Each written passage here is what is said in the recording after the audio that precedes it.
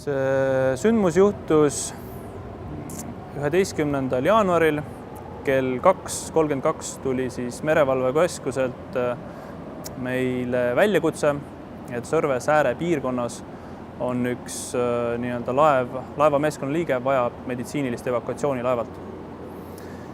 Ja asjaolu siin Tallinnas tegi meil keeruliseks kohe see, et oli teada, et kohe läheb ilm väga kehvaks.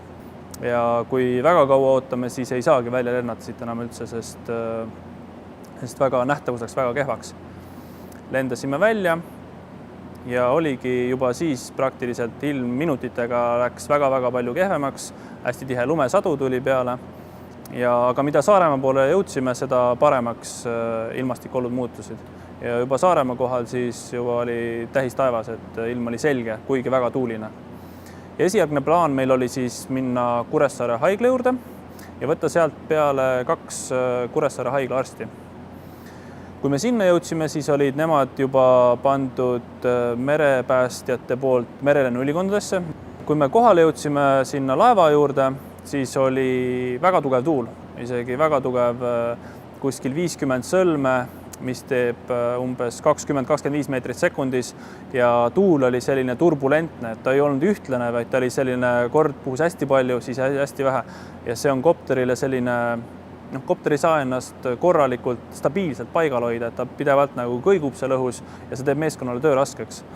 Ja meie esimene ülesanne oli siis vaadata ära laeval takistused kõik, et me saaksime ohutult sinna peale meie päästja lasta. Laev oli mitte väga suur, traallaev ja tal oli päris palju selliseid pikkasid antenne, mis võivad saada meie kopterile ohtlikuks, kui me sinna väga lähedale lähme. Ja me pidimegi ta praktiliselt sinna nii-öelda antennide vahele, et paigutama kopteri, et me saaksime ilusti pinnalt päästja lasta otse laeva peale.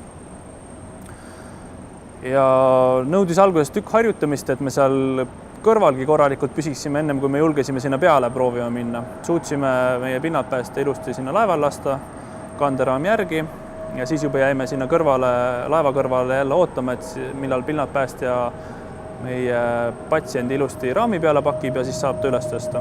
Saime uuesti vintsitud siis nii pinnalt päästja kui ka meie kõigepealt patsienti, siis pinnalt päästja pardale.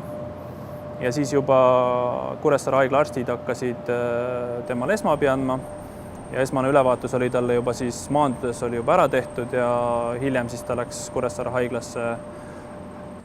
Ja nüüd tuli see teine huvitav lennupool siis, kus me olime patsiendi pannud Kuressaare haigla juures maha. Tema läks siis edasist abi saama arstide hoole alla. Ja siis me läksime meie Kuressaare baasi nii-öelda siis paremat ilma ootama, sest oli teada, et ilm oli Tallinnas läinud nii kehvaks, et siia tagasi lennata me kindlasti ei saa. Ja me ootasime siis seal ja situatsioon halvenes meie jaoks selle võrra veelgi, et pilootide töötunnid said täis. Et nemad enam selle kopteriga, millega me sinna lendasime, ei tohtinud tagasi lennata, kuna see oleks juba lennureeglite rikkumine, et nii kaua järjest ei tohi ühte samat tööd teha. Ja siis järgmine plaan oli, et nüüd on meile vaja uusi piloote Tallinnas siis tuua. Ja siis konsulteeriti kiirelt ja kuna ilm oli siin ikkagi halb, siis kella kuskil 12 nad said alles startida.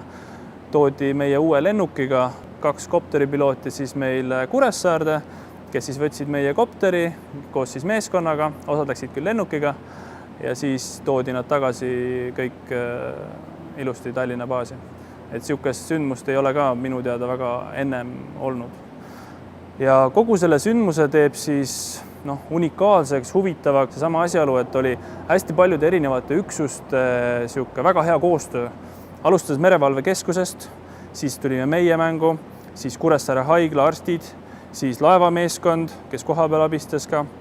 Väga erinevate osapoolte väga hea koostöö kokkuvõttes võib nii öelda.